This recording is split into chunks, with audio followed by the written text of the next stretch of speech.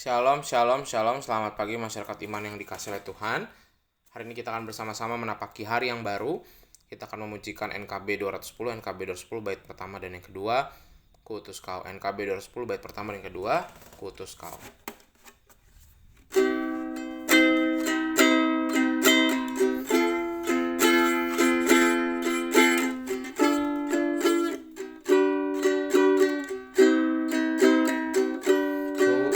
Kuutus Kau mengabdi tanpa pamrih, berkarya terus dengan hati teguh, meski dihina dan menanggung duka. Kuutus Kau mengabdi bagiku.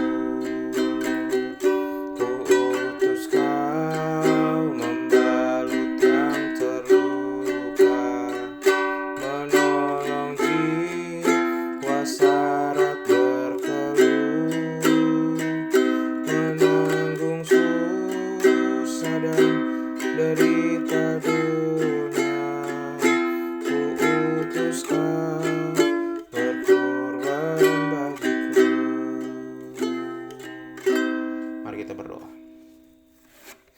Tuhan, hari ini Tuhan akan mengutus kami di tengah-tengah kehidupan kami, dan sebelum kami menjalaninya, biarlah Tuhan yang memampukan kami. Terima kasih Tuhan, kami serahkan dalam nama-Mu kami berdoa. Amin. Bapak Ibu Saudara, bersama-sama kita buka 2 Raja-Raja 23, 2 Raja-Raja 23 ayat 31 sampai 35. 2 Raja-Raja 23 ayat 31 sampai 35, dengarkanlah sabda Tuhan. Yoahas berumur 23 tahun pada waktu ia menjadi raja, dan 3 bulan lamanya ia memerintah di Yerusalem. Nama ibunya ialah Hamutal bin Yeremia dari Libna. Ia melakukan apa yang jahat di mata Tuhan, tepat seperti yang dilakukan oleh nenek moyangnya. Firaun Neko mengurung dia di Riblah di tanah Hamat supaya jangan ia memerintah di Yerusalem. Lagi Firaun membebankan kepada negeri itu denda sebesar 100 talenta perak dan 10 talenta emas. Firaun Neko mengangkat Eliakim anak Yosia menjadi raja menggantikan Yosia ayahnya, dan menukar namanya dengan Yoyakim. Tetapi Yoahas dibawanya, Yoahas tiba di Mesir dan mati di sana.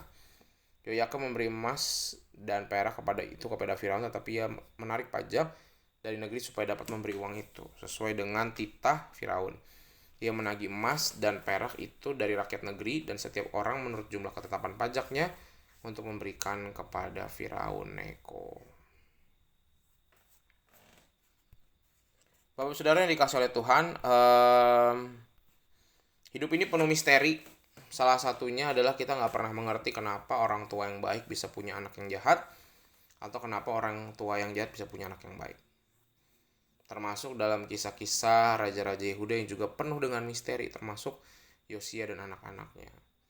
Setelah Raja Firaun Neko itu membunuh Yosia, maka rakyat Yehuda mengangkat Yoahas, anaknya, menjadi raja. Tetapi Firaun menggantikan Yoahas dan dengan Eliakim anak Yosia lain, dan menggantikan dengan Yoyakim.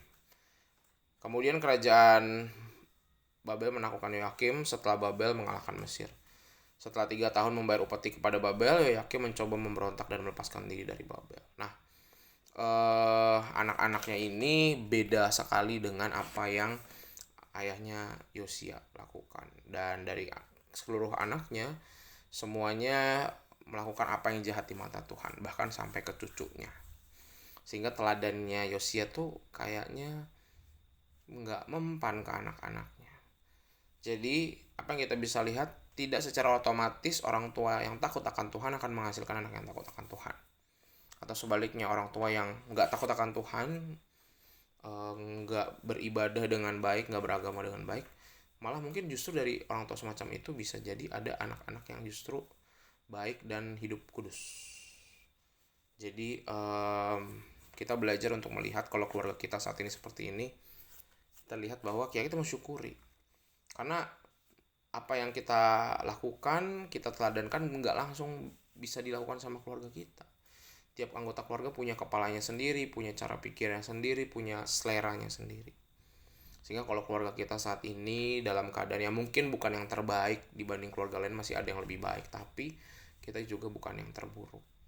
Sudah banyak hal baik terjadi di keluarga kita. Dan tadi tetap pelihara. Bukan berarti otomatis kalau saya udah baik, kok tenang aja, saya nggak usah ngajarin anak saya jadi baik, dia pasti ngikut saya. Belum tentu. Sehingga butuh effort, butuh tenaga, butuh usaha. Kalau hari ini keluarga kita, pekerjaan kita mau terus baik, harus diperjuangkan. Nggak ada yang tiba-tiba bisa gitu otomatis. Kehidupan kita kalau kita baik semuanya aman-aman, enggak. Sehingga biarlah seperti kita belajar dari Yosia, tidak jatuh. Bukan hanya Yosianya berprestasi. Kalau kita udah pelayanan luar biasa, ekonomi juga kita berjuang bersama Tuhan, kehidupan keluarga kita jadi orang tua yang baik, itu tidak cukup, masih ada banyak PR-nya.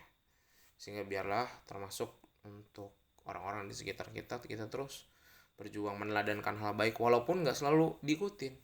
Tapi percayalah, kalau kita tetap setia, maka Tuhan juga akan ubahkan kehidupan orang-orang di sekitar kita. Amin. Mari kita berdoa.